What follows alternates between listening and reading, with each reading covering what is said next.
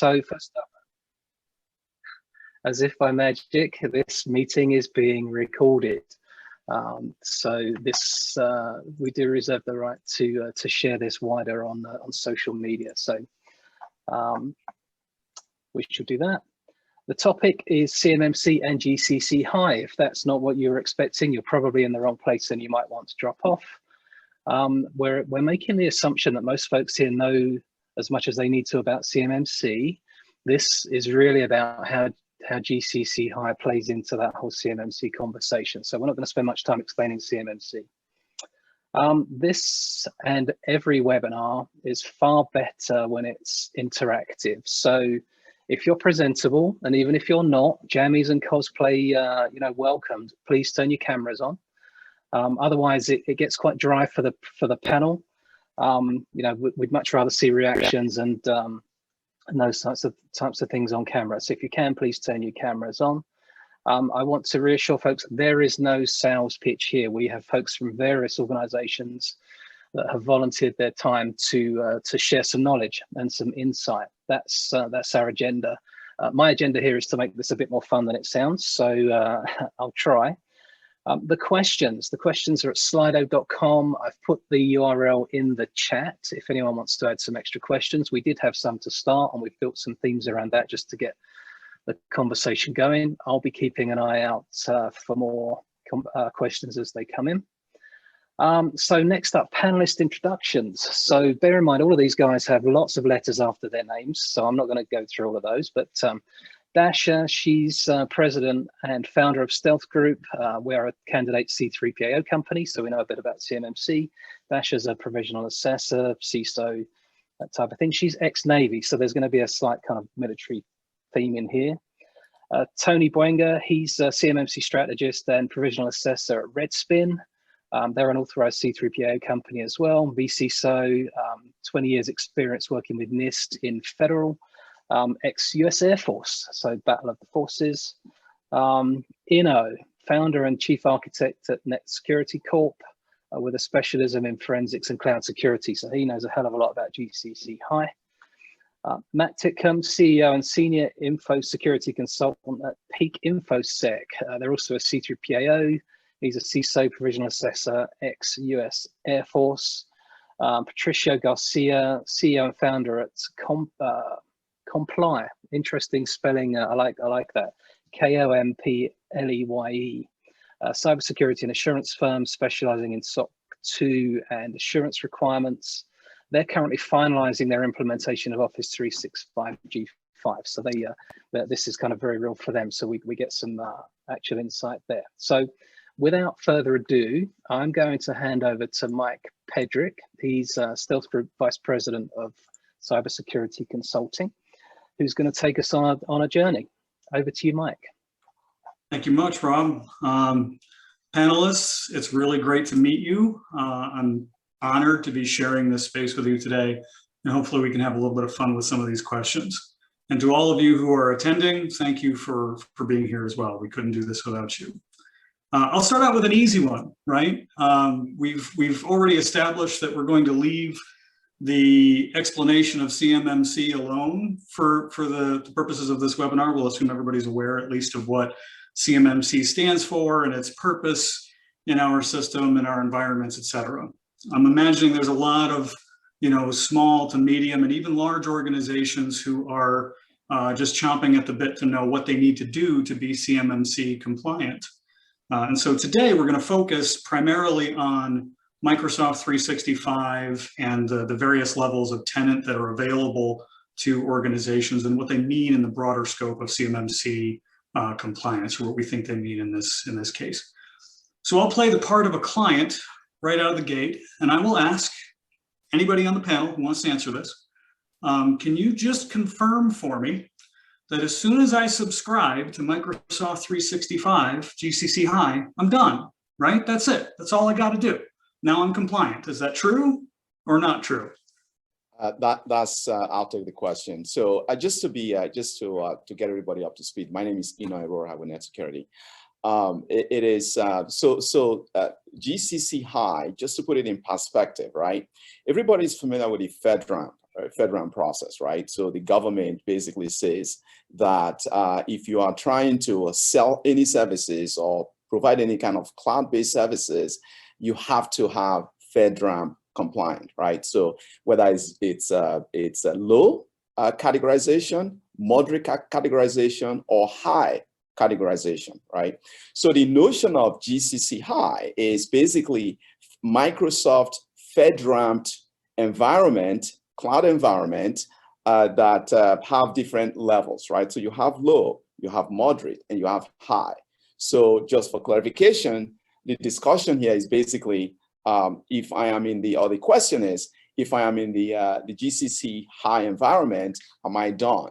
And the answer is, you're not done, right? It's a starting point, right? So Microsoft has actually provided a lot of services or services or software in the GCC High environment, whether it's Office 365, whether it's storage, whether it's communication, whether it's threat protection and monitoring and so on and so forth, right? So you still have to do a lot of configuration. You have to do monitoring. You have to do inventory of your assets, just like you would a traditional network. So to simply get into GCC doesn't necessarily mean that you're compliant. It gets you closer, but you are not definitely compliant. So, you know, what I'm hearing you say is that subscribing to any version of Microsoft 365 gives you access to tools and controls and software and an environment that you can use towards your compliance journey, but it doesn't get you there automatically. No, there is no such thing in cybersecurity, right? So you have to do what? It makes the process, your journey of compliance, very easy, right? So again, it's an isolated environment that is separated from your day-to-day business operation. And it's mostly, I'm sure some of my fellow panelists will talk about this, but the environment is pretty secure, right? US persons, US citizens providing support, getting access to that environment. So you still have to do work, but by no means are you done with the certification process. Thank you. Yeah, Matt, I think I stepped on you. Go ahead. Somebody. That's Tony.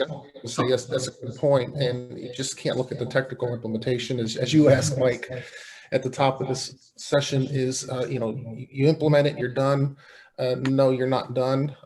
Basically, you have the car mechanics, right? They set up the car, your admin folks, it's ready to go, but you got the people who need to drive the car. Those folks need to understand how to safely drive that car. So now you need the proper policies, procedures in place to ensure that you are actually protecting that CUI as you're conducting your work within that secure environment. And that's what GCC High and Azure Gov, which is a part of that, does for you. It sets up that secure enclave so you can actually protect CUI when you're conducting your work. And one of the other areas, and Tony have kind of hit it, is that shared service part. Tony's been through it. He's already developed his customer responsibility matrix, which everybody who's an OSC, C3PAOs, and construction companies are going to have to develop. And what and Tony were saying is all that stuff you've got to do, you still have to document how you've done it and where Microsoft, in this case, is not responsible for. You are. And if you haven't done that part, you're not going to pass your assessment. So Matt, in other words, what you're saying, the whole policies, procedure, the security awareness training, even the day-to-day monitoring of logs and you name it, all those requirements, setting up the passwords, all that, it still needs to be done, and it needs to be done on a daily basis. So basically, GCC High is a foundation that you can build on top of everything. Correct. That's and let's say you were just still within commercial and you were encrypting files, you found some way around it. You still have to do that same thing. If you're using Cisco Meraki to do your firewalls, you still have to do that same thing. So, and that's something a lot of people look at when they look at the price for GCC and GCC High. Well, it's more expensive. There's other work still related to that, but there's also a lot of other synergies and total cost reductions you get within just sticking within one main provider. So really quick, I want to touch on a point that you guys are making, and just for clarity, added clarity for folks. A lot of organizations have signed up with Microsoft or with service providers, et cetera, with the idea that they're just getting everything in one package, right? To include compliance, governance, and risk management. And for better or for worse, sometimes they're told that that's what they're getting. What's your take on that? What's your take on whether or not that's, what role does that play for organizations that are seeking CMMC compliance? So in our case, from a practical perspective, and we've been implementing Office 365 and the G5 environment. And when we work with Microsoft on the placemat, right, with all the list of controls and practices, all the 130 practices to achieve level 3, we identify 3 things. You already mentioned that we need to document policies, procedures to support what we do before not only or the auditor, but also to make sure we are operating effectively those controls over time. Within the 130 controls, we identified that 24 of them were actually addressed directly by Microsoft. 69 practices were actually a shared responsibility between Microsoft and ourselves. So that's the shared responsibility matrix that I think Matt was mentioning a little earlier, that you need, every organization needs to go through and confirm all the processes and procedures that need to be implemented on that side. And then there were about 43 or so additional practices that every organization needs to address separately. So that has been our journey, right? So we are finishing up with that understanding thing. We built up our risk and shared responsibility matrix. And as you guys said, building up strong procedures behind the policy itself has been a journey, right? So that's an insight there. Thank you for that. I want to ask a quick question, again, from the perspective of a client, right? So I have a 365 tenant today. It's in the commercial space. I've had it for quite a while, and I've just found out about CMMC, right? Haven't been paying attention a whole lot recently, just found out about CMMC. What do I need to do? What's the eligibility for the government cloud variants of Microsoft 365? Great question. But I want to touch up on the previous question you made. Yeah. Right? So whether CMMC putting your devices or your services in CMMC automatically qualifies you for compliance. I'm sorry, GCC High. It's similar. The analogy I can give is you have you bought some firewalls, routers, switches, and Microsoft systems, right? And you deploy them on the network. Are you secure? No, you have to do the day-to-day operational practices, the operational controls, the technical controls, and the management controls. All of those things have to be working like a well-oiled machine, right? So that's the point I wanted to make. Sure. Now, your question is, what is the process of getting into the CMMC, the GCC High tenancy, right? Is it available to everybody? And the answer is no. I hate to say this. There is a process to get into the GCC High, right? Even for government agency, there is a process for them to get into a GCC High. Now, for commercial entities like ours, because we recently got into it, even after 10 years of partnership with Microsoft and doing work with the government, DoD, and commercial entities, you have to be vetted by Microsoft, right? So you have to basically, they will call you and verify to make sure that you're a legitimate business entity in good standing. And then they will also ask you to basically get a sponsorship from a government agency, right? So this is typically companies you do business with. They may be able to write you a letter, or in our case, because we have several contracts with the government as prime, we were able to to show that, which demonstrated our eligibility to be in the GCC High environment. So just because you are a partner of Microsoft doesn't automatically guarantee you access, right? You have to be vetted. After all, this is an environment, right, where government pretty much it's an environment that is being initially developed for the government use, right? So they want to be selective on who will get access to that environment. Again, I repeat, non-US person. I don't know if I answered your question. Yeah, basically for DoD contractors, that should be relatively a simple process, especially if you already have the DFARS flow down in any contracts you're on. So that should be relatively simple. Now for like Eno and myself, as C3POs, we needed to, we went with GCC High as a C3PO. At the time, it was relatively difficult until they realized that they needed to relax the parameters a bit, eligibility requirements for us, because we weren't part of any DFARS clause slowdown. But you probably make the argument that we are contracted with the DoD as a C3PAO to conduct assessments. So that's where you probably saw some relaxing of the eligibility requirements. So we could, Eno's nodding his head there, so we could actually develop our secure enclave using GCC High.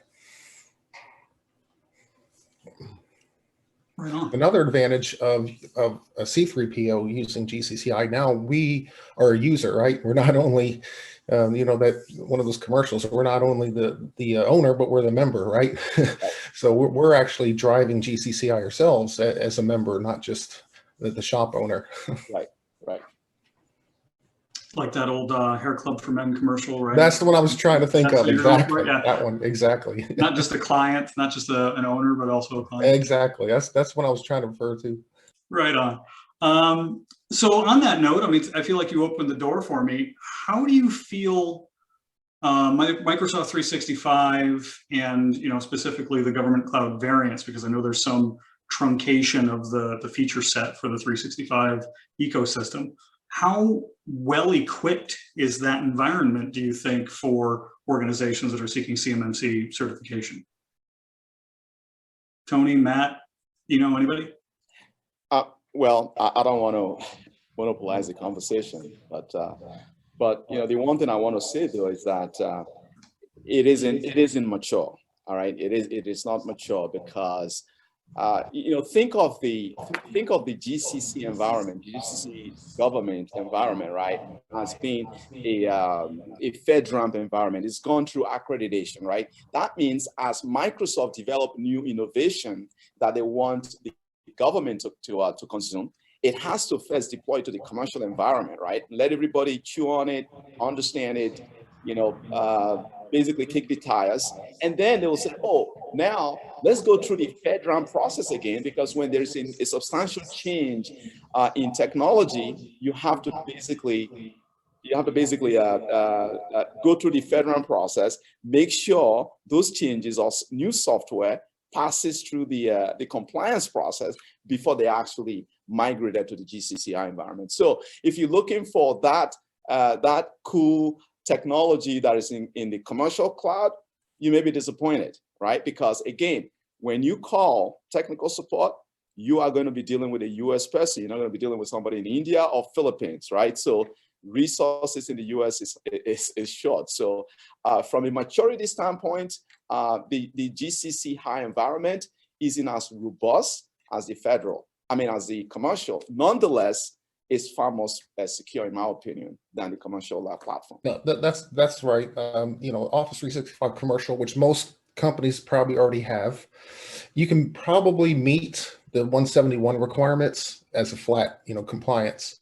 But once you start getting into CMMC or even meeting DFARS 7012, GCC, Microsoft 365 commercial just doesn't cut it. I mean, if you look at 7012, your commercial that you're probably using in your normal business activities doesn't meet clauses paragraphs E and F of DFARS 7020, which is properly protecting your data in incident response. So now you're looking at some government version, which is 365 GCC and GCC High. Now the difference between those two is the GCC High is if you have those ITAR requirements, right? US only personnel. So So if you don't have the ITAR requirement, the International Traffic in Arms, regulation, you could probably get away with GCC. But most folks sitting on the side of caution, I guess, and going up to GCC High, as we did. We don't have ITAR requirements, but we just went with the GCC High. And a benefit of going from, and probably a question on here, why are we talking about just Microsoft GCC High, is if, as I said, you're already using 365 commercial, more than likely you are. When you get into the GCC High environment, it's going to look a lot like what you're used to on the business side.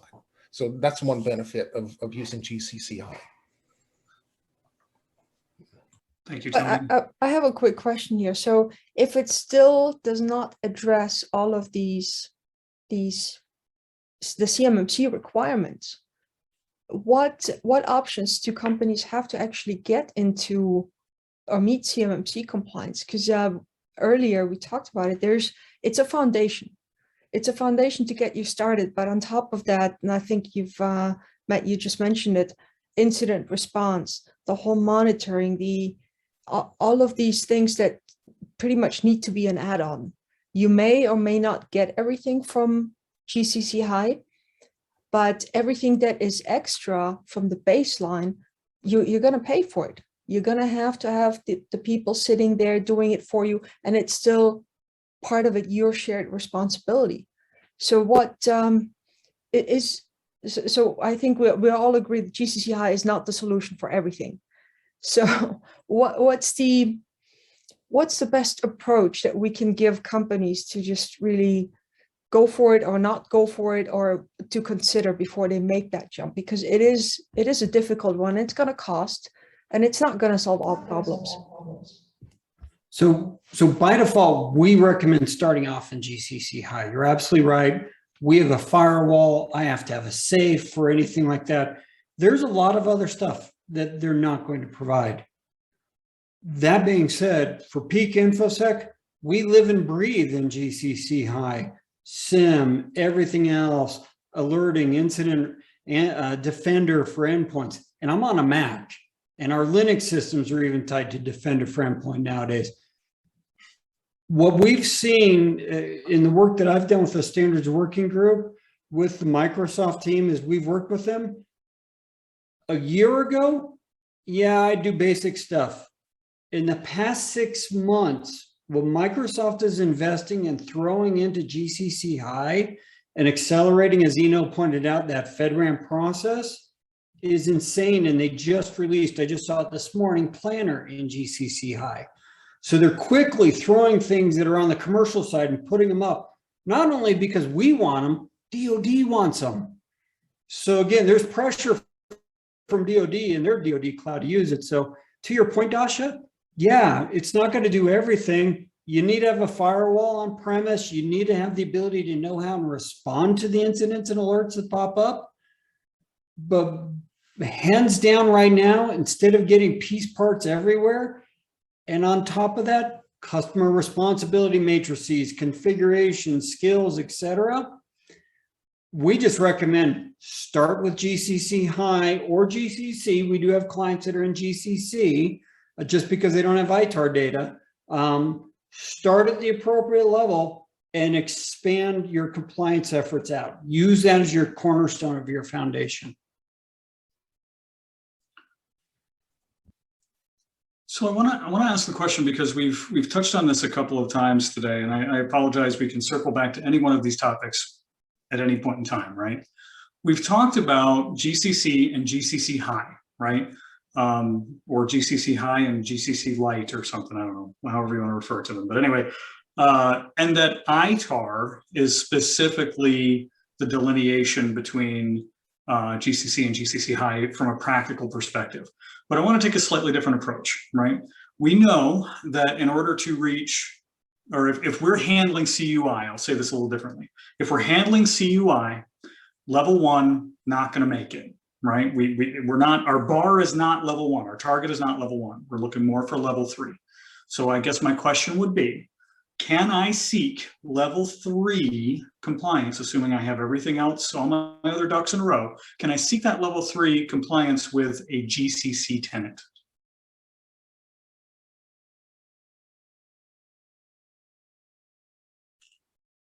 Matt, Matt, we see you speaking. But Yes.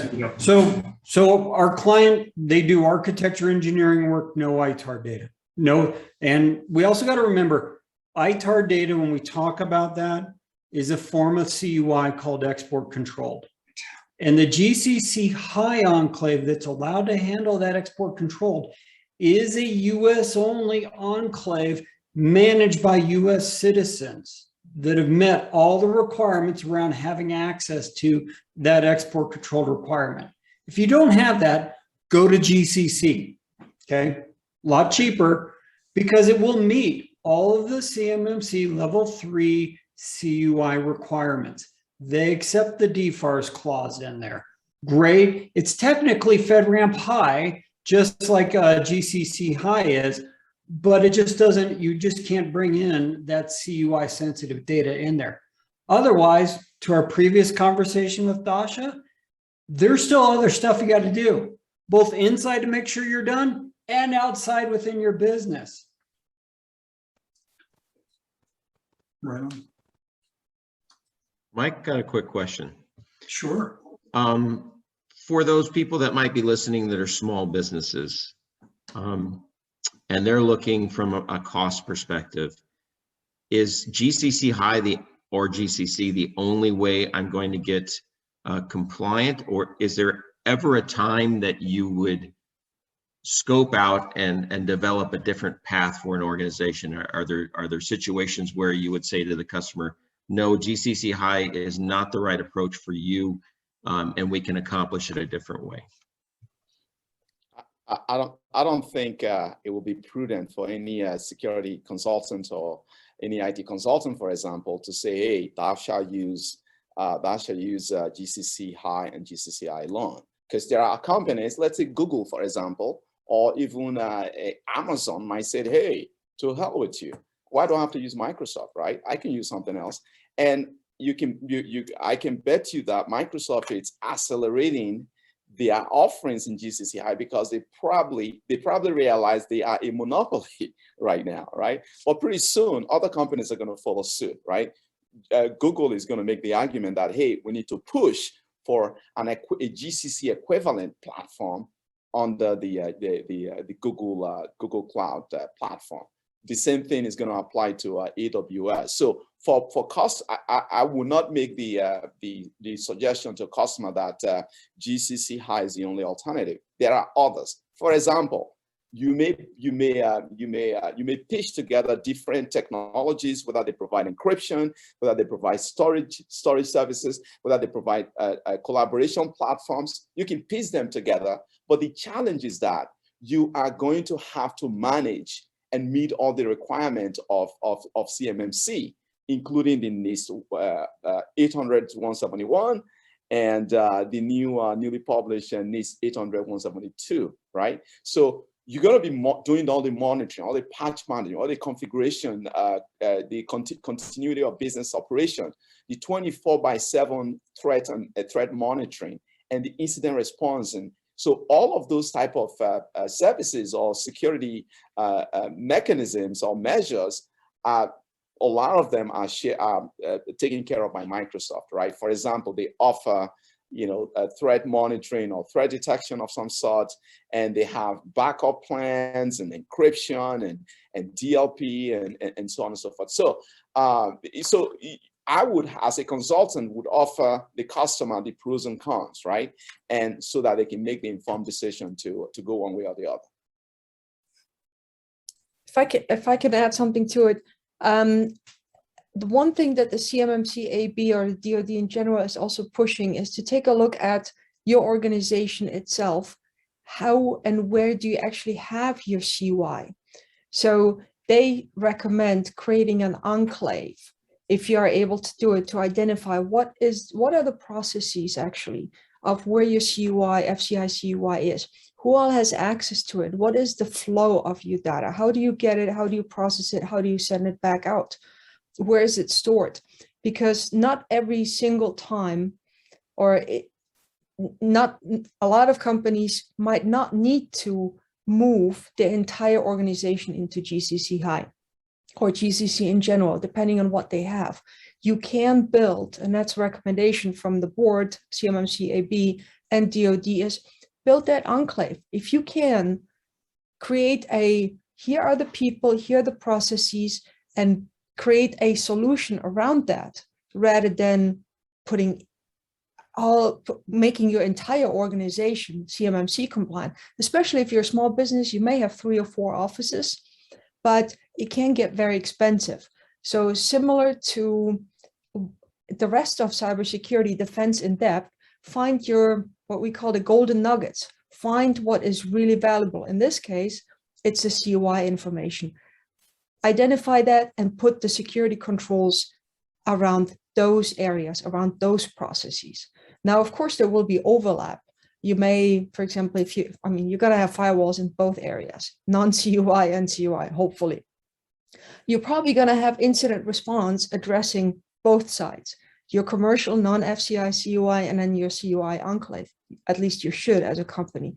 So there will be overlap, but when it comes to encryption, when it comes to the actual costs of, how do I make it affordable as a small business?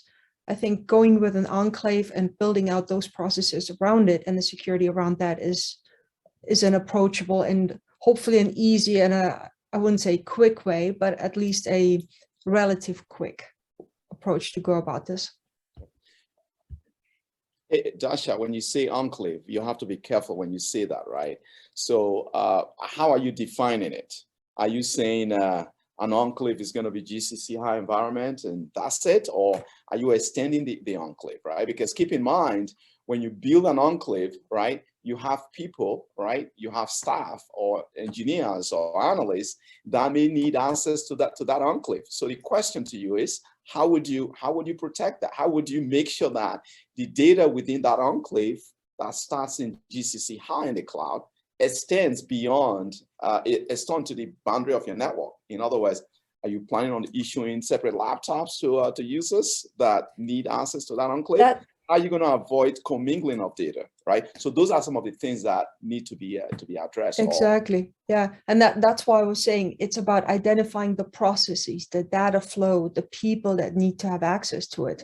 I'm not saying it's a simple solution. I'm also not saying that companies will be able to do it because of how they run the business, but it's definitely worth looking at it. Saying, can I do it? There might be small businesses that have, for example, a commercial business running on one side and a federal on the other side. And they may, for example, just have, I call it butts in seats with the government themselves, and they never get a corporate laptop issued. There's different business requirements and operations. You have to take a look at how to approach this best. And Dasha is absolutely right. When we start out with clients, helping them with their assessments, to understand that enclave, or, the term from 800-171 is what's internal. Follow the people, follow the processes, follow the information. The systems come last. Because when you start from a system-centric view, invariably what I find clients do is they're trying to just scope down to one device, one laptop, and try and exclude everything. But they don't understand, well, wait a minute, you could actually be getting CUI in the proposal phase from a DoD and a contract. Now it's not just the engineer, it's all the way back there. And you got QA, and it's just, you start following it. And where we've had to do is, we unfortunately make people not happy because we break that model up. And then, to your point, based on, once you kind of understand where that flow is, then we're piece parting components that fit best for that company. Thank you, Matt. Real quick, I want to touch on some questions that we've received via our Slido interface. Perfect time to ask one of these questions. The question is, I'm creating, or I suppose we start with a little bit of a statement. I'm creating a small FCI/CUI enclave for the people that need FCI/CUI access. And I already have Office 365. Do I need to move my entire business to GCC High? Now, I want to tail onto this a little bit, or add on to this particular statement. What I want to have you guys address real quick, I think we've established that you can create an enclave, and as long as that's where your in scope data lives, data processes, people, et cetera, and you have some level of demonstrable bifurcation between those two groups, sensitive and not, or FCI, CUI, and not. What is the interoperability available for a GCC High and commercial entities? Are they separate tenants? Are they separated by domain name? What does that look like? Talk us through how that would look for a small organization that doesn't want to go all the way into GCC High. Can you repeat I missed the question. Could you repeat? Sure. So from the perspective of an organization that already has a Microsoft 365 tenant, a commercial tenant, and I want to bring a portion of my organization up to code, so to speak, by having them in GCC or GCC High. What does the interoperability? What are the interoperability options for some in GCC and some in commercial? What do you mean by, okay, so okay, I think I understand what they're asking, right? So you currently, which we do, right? We are in commercial cloud, which is commercial Office 365, and then we are about migrating, let's say, creating an enclave in GCC High, right? So the question is, what is the interoperability, right, of the system or the data or what? If you're talking about the data, there is zero. They are totally separate.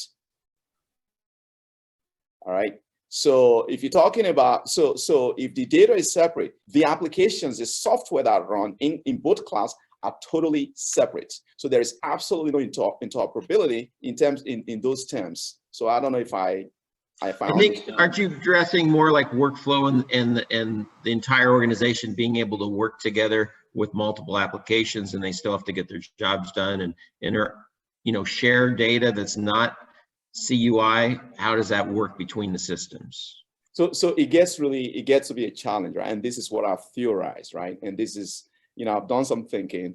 And the way I look at it is, if you creating an enclave like Dasha mentioned, right? So you have an enclave for GCC High, and then you have another enclave, right, for commercial, right?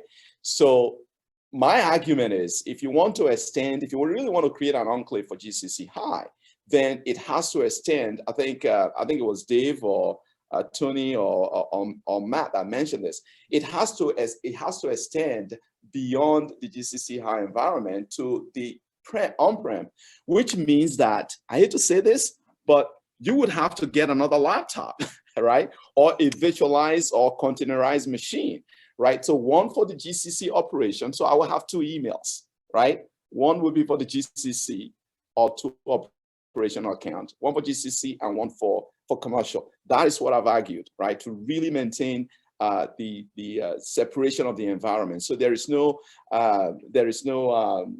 notion of data, commingling of data, right?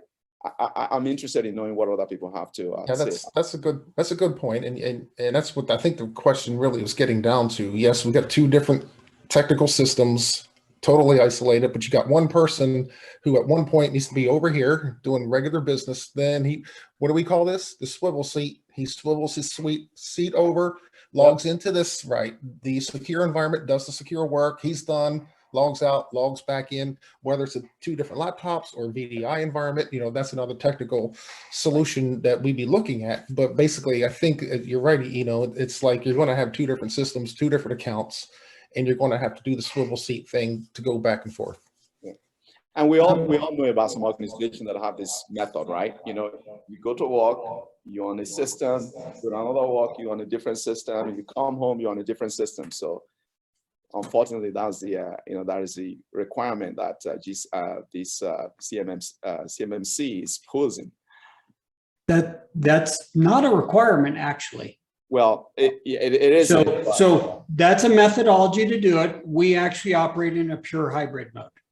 Not only do we do GCC High, we've got access to commercial clients and our commercial tenant. On top of that, we do a lot of other commercial work with companies where we've got email accounts for those clients that we're also consulting with. Right. Now, there is the technical approach, separate laptop. You can see laptops behind me. That's where clients have given me their laptop because they want to keep it separate. We're okay with that, and we operate her. I've even got virtual laptops I work off for clients. Some allow all the flexibility. So there's a lot of different ways to approach this, but you can also do this, and that is our approach is policies, procedures, and training. And everybody works, and everybody who is in that hybrid does go through additional training in their responsibilities to make sure that we keep them separate and operate accordingly based on that type of information and where it belongs. Now, that being said, as a C3PAO, and I'm sure it's everybody here who's, Tony's perspective is, I don't want your CUI or sensitive information in my environment. I only want to maintain confidential and privileged. And then if it does get in my environment, I've got a spillage issue from you guys. So we're in a little bit of a different, but the reality is an organization can work in both and have people that go from on high, that internal secure enclave, and still work and access content that is technically external, that is the rest of the company intranets. And it's just got to be treated as the rest of that stuff is external and managed. So it comes down back down to policies, procedures, awareness, and people knowing what they can and cannot do. There's different ways to skin the cat, to be honest, different technologies. Some will be probably more automated. Some will be a little bit more cumbersome when it comes to maintenance, when it comes to the swivel seat. But it looks like it really depends on the business, how they operate, in what kind of business they're in. And it's not a cookie cutter solution where you can say, here, take this, implement it, and you're done. It's really, the way I see it, it really comes down to understanding how your business works, the people that are in it, how much data is being exchanged where and how, and then really trying to work internally or with a consultant or figuring out what is the best approach for you as a company. Does it make sense to go route A? Does it make sense to go route B? Because some of the things, especially if you're working like Matt said, you may have multiple computers for different clients. And we're in a similar situation. We got VMs, we got laptops from client computers that no matter what we implement from a CMMC perspective, we still have to do the swivel seat. It's not going to go away, unfortunately. So one of the questions we have in Slido, and I'm going to ask this specifically of our esteemed C3PAOs, has Microsoft at any level gone through a CMMC assessment yet? I don't know. I don't know either, but I know the requirements from CMMC are if you're selling software as a off the shelf. Now the question is the software, is this a service? And honestly, I mean, we only got a few C3POs overall. And I think, Tony, you probably would be the very first one to know if an assessment has already been done, because it would have to be done through DIPCAC at this point, or through your company. Yeah, we're starting to get into the reciprocity issue here. Azure Gov, GCC High, they're FedRAMP certified. So now the question is, what is the DoD going to do on reciprocity with respect to that? So with reciprocity, they wouldn't have to be level 3 certified, CMMC level 3 certified. Under reciprocity, it's going to tell us what practices and processes within CNMC does GCC High and Azure Gov meet. And that's what we're waiting on from the DoD. Now, when we passed our assessment, we got the letter from DCMA, Defense Contract Management Agency, and CMMC AB that we passed our assessment, but there's a caveat, had a star in there that said, we passed, but Azure Gov is not does not fall under reciprocity. They're waiting on reciprocity. So, but they passed this anyway, and we were authorized because as a technicality at this point, in my opinion, but they did put that asterisk in there that, note this, that Azure Gov is not yet under reciprocity with the DoD, even though it's FedRAMP. The discussions we've had with Microsoft on the standards group, with what Tony said, we all agreed with reciprocity for the infrastructure. The area that came up that they may need to be CMMC certified is actually the support staff. Because if you send content to them in their version of DoD Safe, because you're trying to troubleshoot something in that CUI, they have, and they kind of do have access to it to some degree, know how to handle and protect it. I think that would be spelled out under the reciprocity. At least that's my hope. What they need to do on their part, above and beyond anything that their FedRAMP is going to provide for CMMC compliance.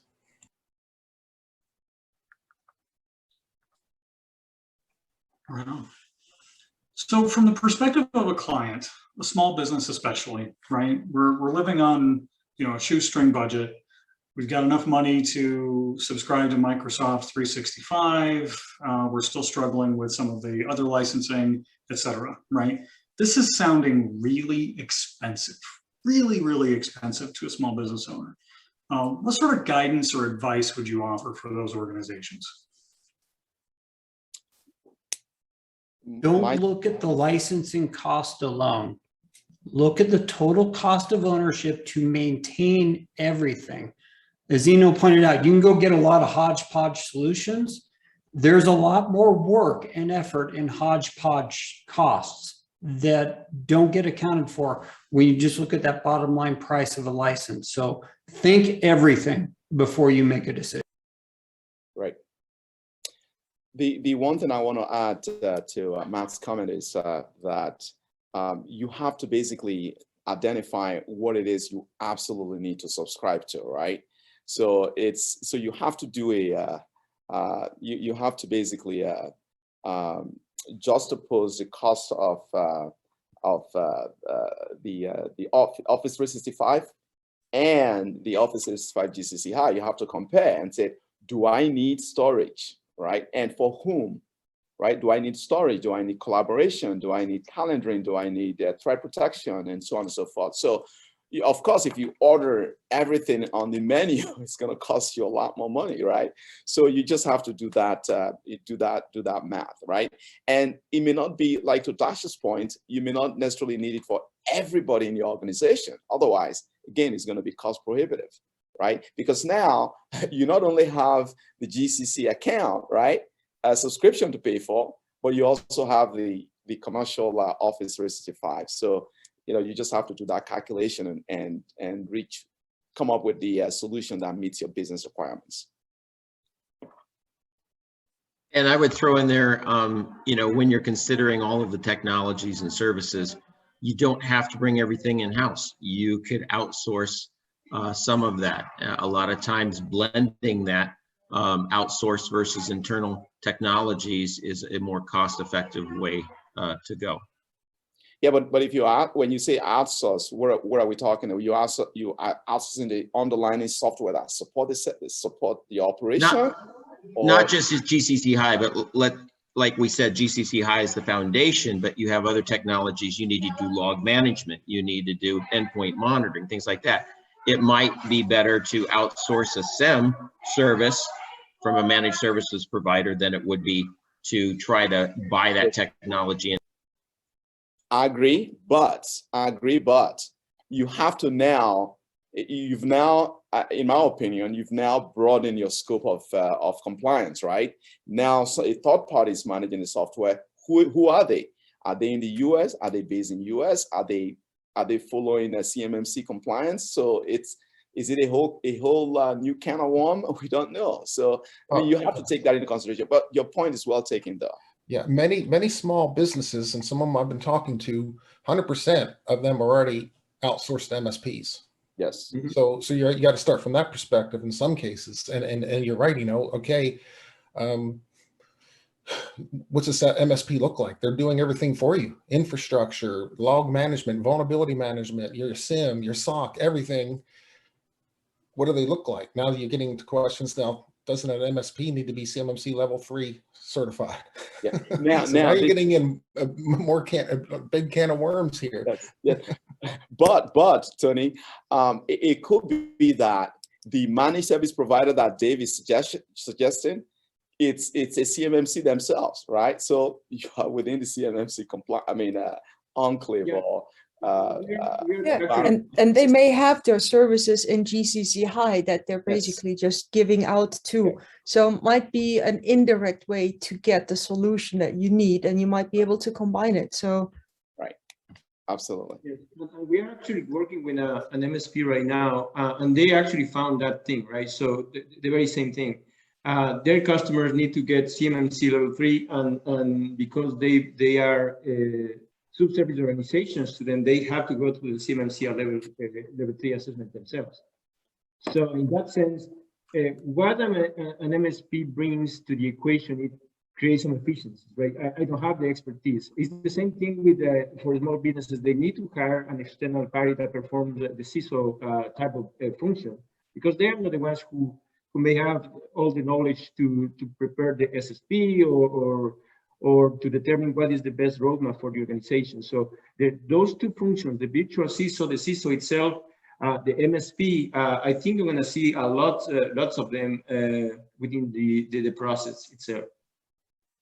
And just to make sure everybody's clear, if that MSP has access to or manages anything that affects the system boundary, they are in scope per DoD. It's considered extending your IT to them.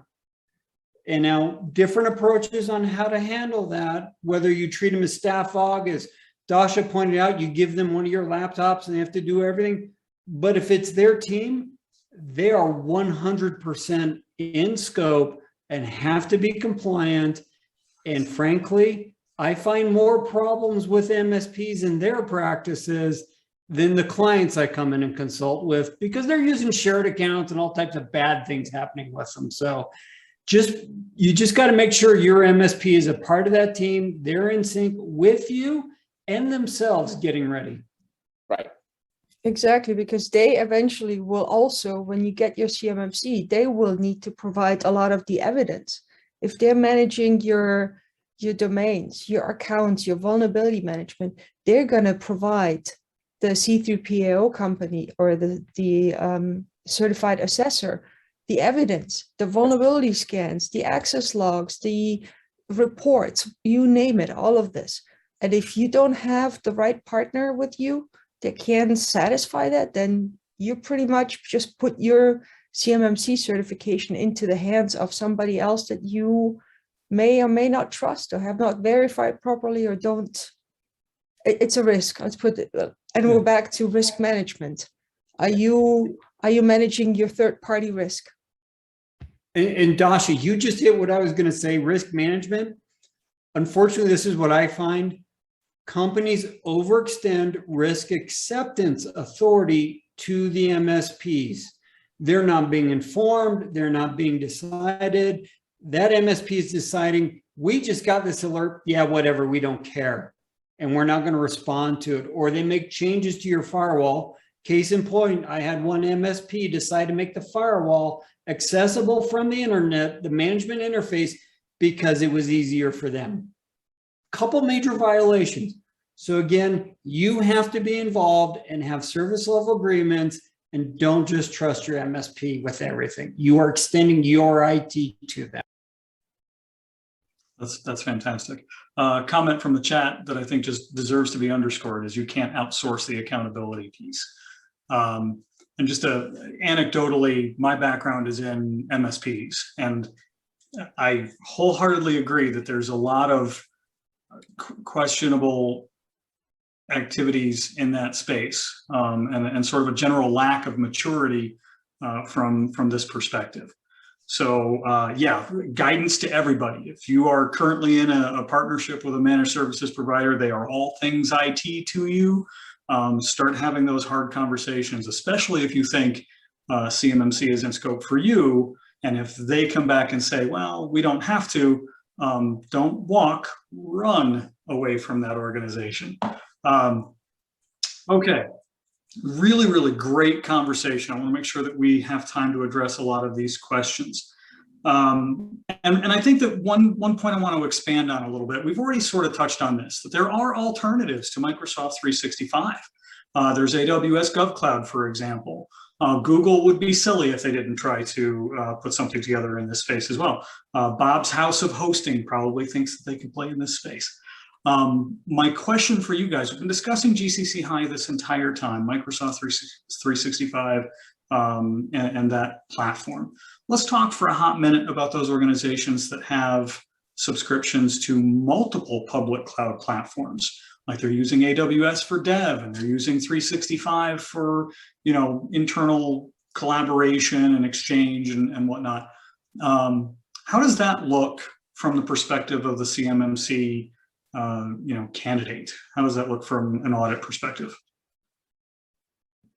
Not good. Not good in the sense that so we are in talk with a major company with offices in two continents, and they have a lab, right? They do work with DoD, so they do some research and engineering development for as part of their practice, right? So now, not only would they subscribe to a platform like GCC High or some other form of maybe hosting service that satisfy you know, the requirements of CMMC, but they would also have to you know, make sure the lab itself is really has all the controls, you know, the operational, the technical, the privacy, and the management controls implemented again like a well-oiled machine, right? So the environment has to be monitored. Even though the environment is a lab, it has to be monitored. You have to do threat detection, and it has to be isolated from the rest of the enterprise network, right? So you know, that's why I said it's not, you know, it's not good, because it's a challenge. But the organization is fairly large. But as you know, defense contractors or even government contractors, we don't like to spend money, right? So that's why it's going to impose some difficulty. The other thing, they can do it, you know, much like, you know, we've got clients that got clouds all over. It's going to come down to applying, going back to NIST 800-171, paragraph 1.1, logical and physical separation as appropriate. If you're using AWS for your commercial side and commercial work, great. If you can isolate it, show you've applied those appropriate logical controls and, you know, restricted it, awesome. The thing I find that most people don't realize, oh, we've got AD that manages everything. Oh, got it. That AD is now part of your system enclave, and everybody outside can't manage it unless you now start to apply other management controls. So yeah, when you start small, but you get big to these global companies, much like, you know, we're working with one, it now changes and forces them, do we just go separate and build a separate enclave? Or do we try and figure out these internal management and logical isolation mechanisms that have to be implemented?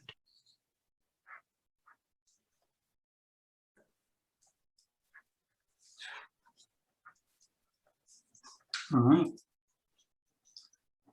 Specific to like AWS GovCloud, for example, right? One of the challenges that I've seen with organizations in the past is that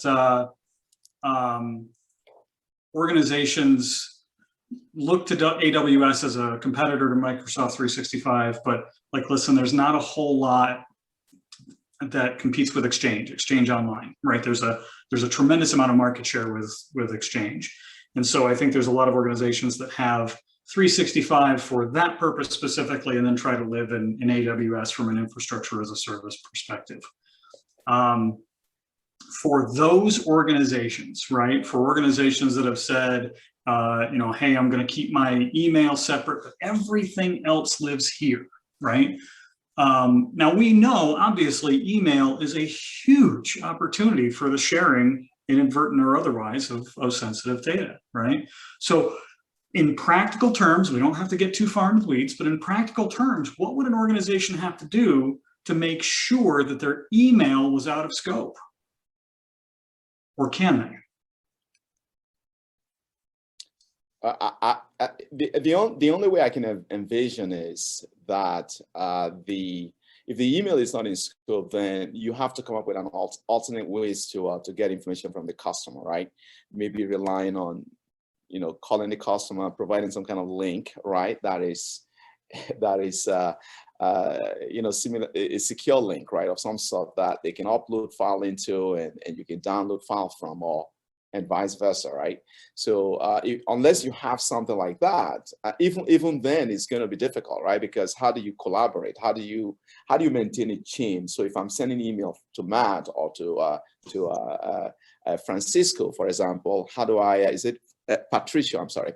How do I make sure that they are in tune with that chain of communication? So it would be difficult to really extricate email or detangle email from the entire rest of the infrastructure. Because after all, email, it may have an attachment with sensitive information, like you discussed, Mike, and which may ultimately end up in some of that storage device, right? So it's really an octopus, right? Almost. And I think saying to that, the problem with email is, even though if you have your internal processes in place, you cannot control the external entity. They may, and sorry, in this case, we're still relying on the US government to label the information correctly, which sometimes happens, sometimes doesn't. Sometimes, and again, it comes back to users and their training. So you are relying really on the other party and you can't control them. What I've seen with other companies already start doing is they have a specific email or inbox or way to communicate. And they start having that in their signature, saying, instead of that disclaimer, this information is only intended for these and these users. If you received it, blah, blah, the whole disclaimer. And they're starting to have this, if you're planning to send us ITAR or CUI information, this email is not the right email, use this or communicate this way or whatever. So I think it's not going to solve the problem, but I think it's at least an approach to educate the rest of the world or all of us to make sure that we know what we're doing.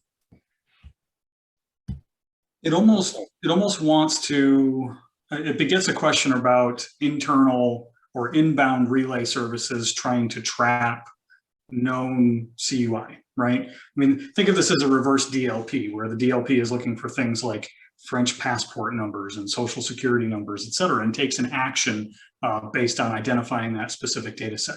If inbound relays could do the same and alert us to when that information is coming in, but unfortunately it doesn't protect before it hit our relay. So decent segue, one of our questions was, would having a DLP rule that matches on the CMMC marking guidelines be sufficient to put O365 out of scope of CMMC assessment? No. No. I agree. Now, Mike, just to be clear, with Microsoft 365, you can apply DLP rules inbound. So if it does detect the CUI marking labels or other specific keywords, you can actually have your system declare it as CUI. Now, likewise, let's say you were able to say, we're not going to do email at all, and you receive that. Well, technically what would happen is you've just had an information security incident of a spillage. You need to have a procedure now for when that got into your environment, and now take corrective actions on dealing with that, to include notifying the company who sent it to you. Here's the real problem. We're looking at email. What we're doing right now is covered by the voice over IP requirement in CMMC. So you have to use an appropriate Zoom Gov or something else for this type of collaboration if you're going to be discussing CUI in a conference call. So again, there's a lot of capabilities out there you can do. And yes, use AWS to do some of these things. Be ready for all the potential areas, where you may have incidents and spillage things that happen that you may need to correct on. Now, one good note, I'll give everybody a heads up right now. We met with AWS yesterday on the standards working group. Maybe later this week, I'm not expecting it. Next week, AWS will be posting their version of the CMMC customer relationship matrix. It's their initial draft. We had some very light feedback when they showed it to us yesterday, but it's the first start, so you don't have to go off and create your own with AWS.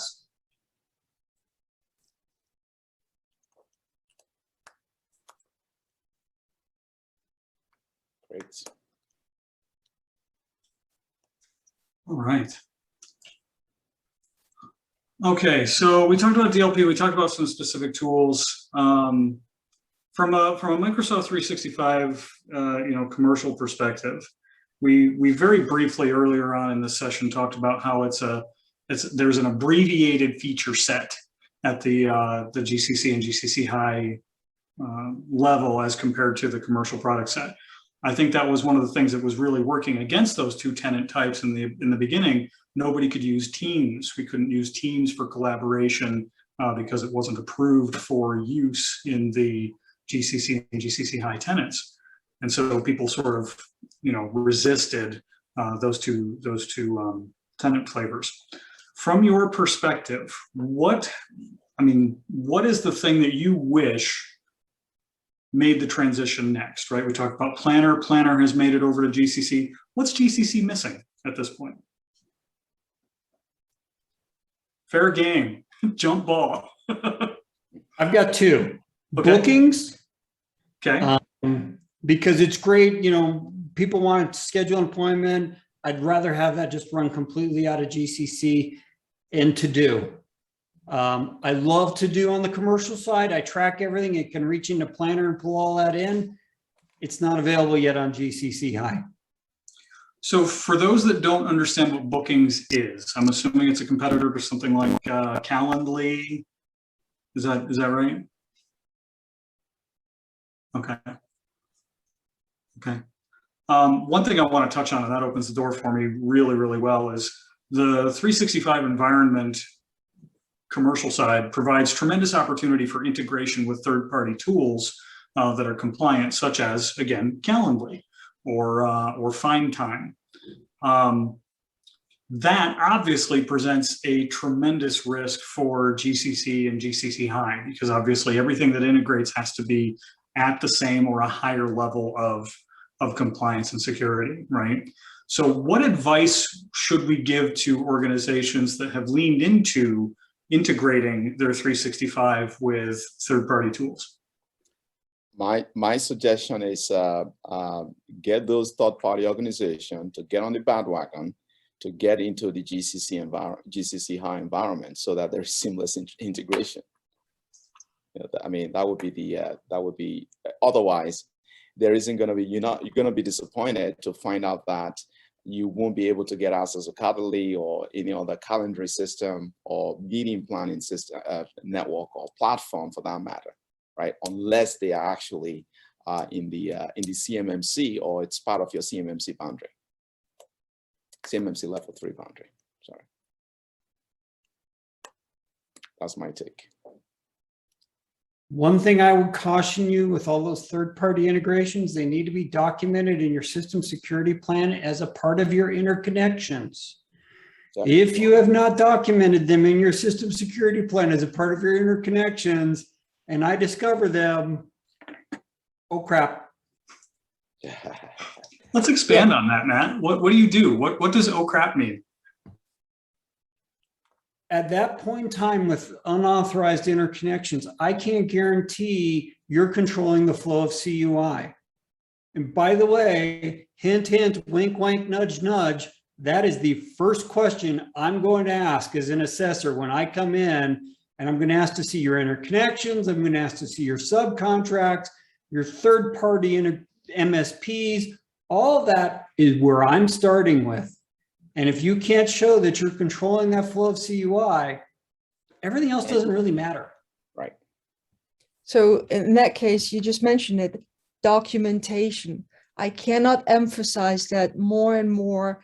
It's so critical. I know, especially IT department, it's not the most favorite thing to do. It's all about operations, but in this case, it's especially if you as a company are making any changes, document it right then and there, because if you're going into CMMC even 2-3 months later, you probably have forgotten or you're busy with something else. And by the time you have CMMC, you're ready for the assessment, it's going to be a pain to put all those documentations together. And we're not just talking about the SSP, talk about policies, procedures, contracts, training of your people, understanding of what they can or cannot do with CUI, any kind of, I mean, really documentation. It goes back to people, process, and then the technology documentation as well. That is key. We have seen it on our side, especially doing some pre-assessments as well, gap analysis at this point. It's, okay, where's your documentation? Give me your updated SSP. Where's your, how do you control CUI? Very many blank stares, unfortunately. It's really, it's the starting point. Know where you have your CUI, where it's flowing, and document the communication between the different systems that you have in place, especially with third parties. And I found as you move down the size of the company, it grows in the lack of documentation. So yeah, it comes down to maturity, right? I mean, and a lot of organizations have been contracting with service providers and consulting organizations that have been keeping the lights on, but not really, guiding these organizations toward, again, proper documentation, proper policy preparation, and adherence to best practices. I feel like you'll all agree with me that the vast majority of cases where we've heard about or read about breaches or incidents or significant, deficiencies and defenses at organizations comes down to the basics. We're not doing asset management right, or we're not doing, third-party vendor analysis correctly, right? Or we're just not giving it enough priority. And so, as much as I feel like I might be getting a little preachy, CMMC is intimidating in that it's so comprehensive. But really what it is an attempt to just enforce that basic acumen, that basic hygiene and attention to cybersecurity risk. So we're getting close to the end. I want to make sure that we have time. If anybody has any questions, any burning questions, get them into Slido or into our chat. And I want to make sure that we get them addressed. Sam has made a really, really great reference here in the chat most recently. Need to have monthly compliance reviews to stay on top of all documentation and changes. You don't have to have 500 people or 5,000 or 500,000 people in your organization to set aside an hour, just, hey, where are we? How are things looking? What are we missing, et cetera?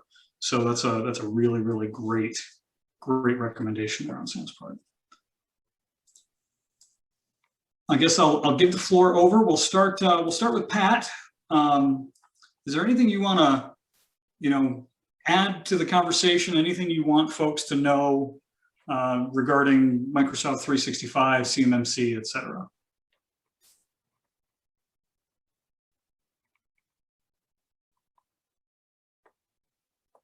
Well, basically sharing our experience, right? So we have mentioned during several points of the webinar that we need to understand where information is located. That's the most important part. We need to understand how the information flows through the organization system, where is it stored, where are we transferring it. So that initial understanding, as Matt mentioned earlier, is really important because it really defines the entire work of and the scope of our work as organization, and then the scope of the audit itself. An advice from a high trust type of process, they have a similar type of maturity. Let's try to reduce the scope as much as possible. Try to use the enclave concept as much as possible. That's going to be really important for organizations, especially small businesses. Agreed. Totally agreed. Tony, anything you want to contribute? Yes, back on the processes and procedures when it comes to managing GCC High, your SSP needs to articulate for those specific practices with respect to a GCC High, and you need to clearly state the responsibilities between the parties. So it's not just, as we said, okay, we just threw this all over Microsoft. We implemented GCC High. They're going to do all this. We're going to do all that. Well, you need to clearly define the this and the that, because sometimes it's not always clear who's doing what. So there are some pieces where you got to clearly define who's doing what. So it's just not plug and play when it comes to implementing the technical side of GCC High. You still got those processes and procedures that you need to have in place. And when you go through the assessment, you will have to know where some of those Microsoft knowledge base articles are. So I recommend what we did is we had it in our SSP. Okay, these are the ones that we refer to when we have some problems, right? Because we didn't write our own procedures. Microsoft wrote them for us. If they wrote them for us, we better know how to find them. So just keep that in mind. Okay. All right. Well, there's the notion of following the CUI, right? To Patricia's point and previous point made by some of the other panelists, right? You have to follow the flow of the CUI. Who is getting access to it? Where is it stored? How are you monitoring it, right? It's not sufficient to say, oh, John or Dave is it has access to the data, right? You have to monitor all those activities. There's going to be cost associated with CMMC compliance. It's going to be cost, but it will make your organization really competitive, right? So, things that organization may consider is managed service offering provided by CMMC vendors, right? Or outsourced forensics or incident response capabilities. In a lot of organizations, a lot of regulatory compliance, they require you to engage a third party if there is some security incident or investigations that need to be conducted, right? When you engage these third parties, you have to make sure that they are actually part of they are CMMC level 3 compliant themselves. Otherwise, you would have to broaden your accreditation boundary to include those supply chains. So I thank you for the opportunity to basically provide you some suggestions. Hopefully, they can help you as you journey through the CMMC maze. Thank you, Matt, sir, floor is yours.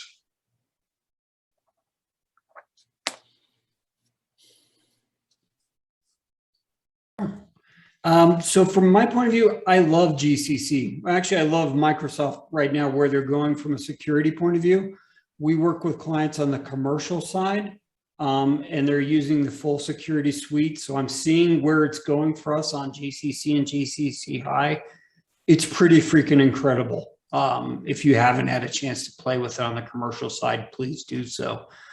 What I really encourage is looking at total cost of ownership and the synergy. You can go out and buy different products. You can actually use Google. Google does have a CUI compliant environment, but it's really hard to control the flow of CUI in there. Actually, it's almost impossible. So again, look at it. I know the bill is expensive, but also look at the labor, the cost, and the headache to try and maintain everything else if you try and do piece parts. And when we've worked with clients on it from that point of view, they ended up just going with GCC or GCC High as appropriate. Okay, thank you, Matt. Big fan of GCC, apparently. Big fan. Dasha. All right. Hey, thank you so much. This has been very, very great. All I have to say about CMMC is a lot of us need to go there. It's a big challenge, but take the elephant day by day, hour by hour, put it into small chunks. But I think the key thing that I would like to say to everybody here, and that's because of our own experience, is have a plan first. Whatever you decide, figure out first, where do you really have your data? Where does the data flow? Where does it really need to flow? and create that enclave that that we've talked about. Try to minimize the exposure. It's really comes back to need to know, need to have. And if you identify then you can build a proper control around it, proper security around it. And once you have that plan, once you have that vision and know where your data is, I think it's going to be a hell of a lot manageable from an implementation rollout and then also from a management perspective. Perfect. Awesome. Panel members, I've had a tremendous time conversing with you during this webinar. I've really enjoyed the conversation and the information you guys have provided. Thank you for letting me share this time with you. With that, I'm going to defer to Rob, Stealth CEO, and he's going to, I think he's got a question for everybody.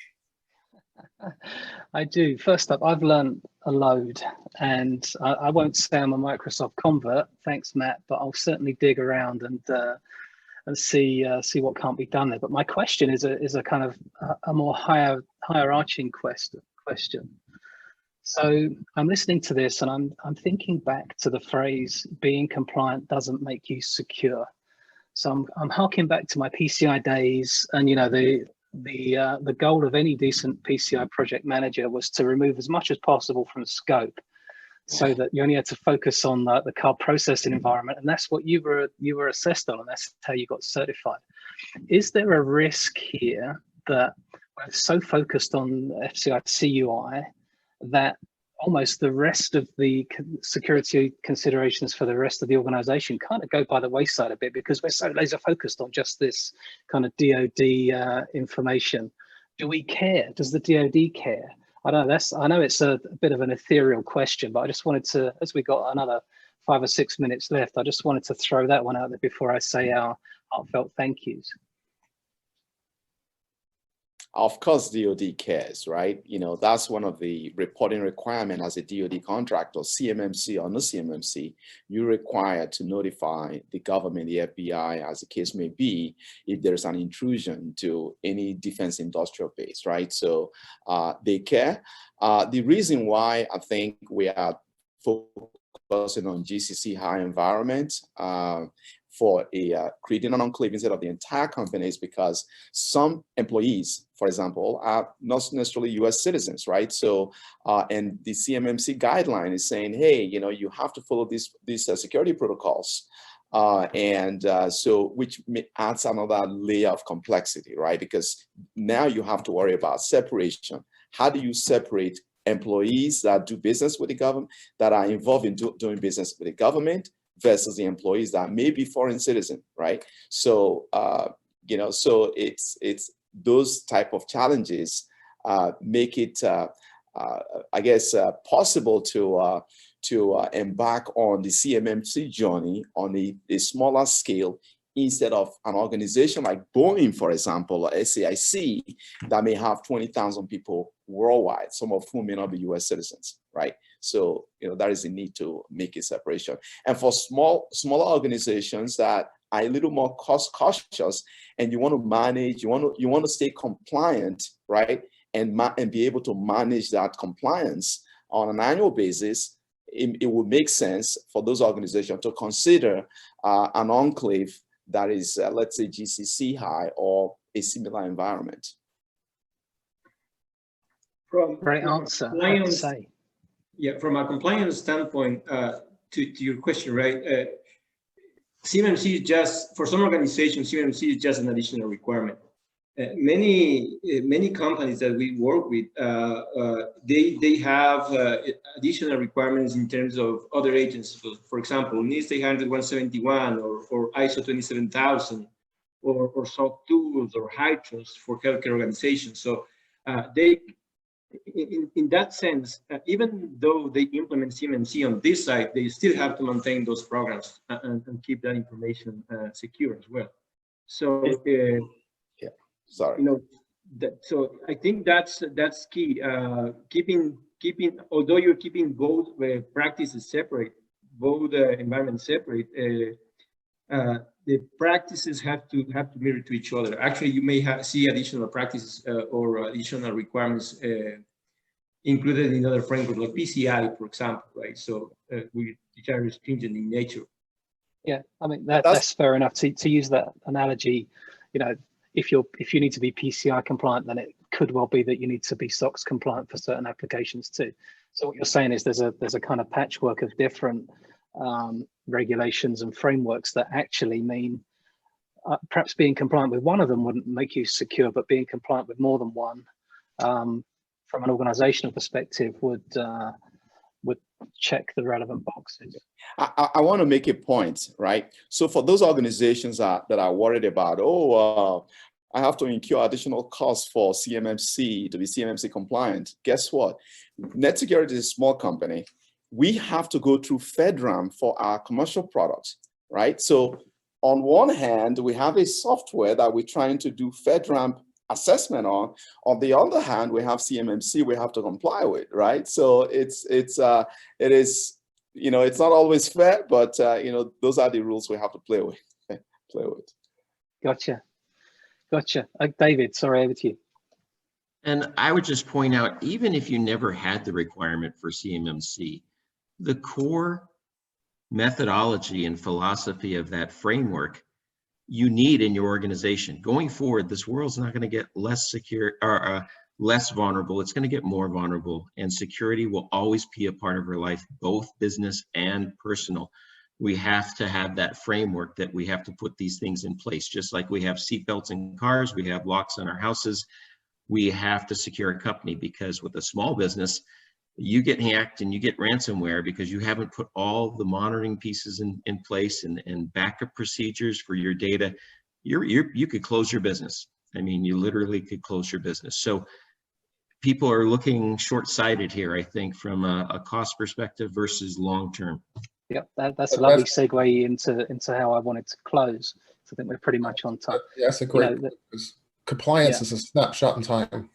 Right. You know. This is about maturity. This is actually about culture, the C word, right? The culture of cybersecurity in your organization. So, Robert, we've been working with our commercial clients, recommend they follow 800-171. When I look across all the frameworks, it's the best confidentiality protection framework out there. Right. Just change CUI to whatever you want to call your sensitive information in your business, and it is an awesome framework to follow. Couldn't agree more. Couldn't agree more. On that note, on behalf of Stealth Group and all of our participants and all of our presenters and panelists, thank you so much. We hope this has been informative. As I said, there's no sales pitch here. This is literally just about sharing things. This recording will be socialized, if you like, on LinkedIn, just so that those that couldn't make it can catch up. Our intention is to have a couple of these every month, specifically to CMMC, and just look at the kind of 17 areas and bulk those into areas that make sense to be discussed together. So open invitation to our panelists to join us there. If anyone else wants to be on the panel going forwards, then please let us know. But do look out for those future webinars. Without further ado, we're bang on time. Thank you sincerely once again. It's I'd say I've learned a lot. I'm not saying I knew a lot in the first place, but I know now what I need to go research. So sincere thanks to everyone. We're going to stop the recording and close the call. If anyone wants our conversations afterwards, then feel free to reach out to anyone on the panel here. And we look forward to seeing you all next time. Take care. Thank you. Thanks, guys. Sure.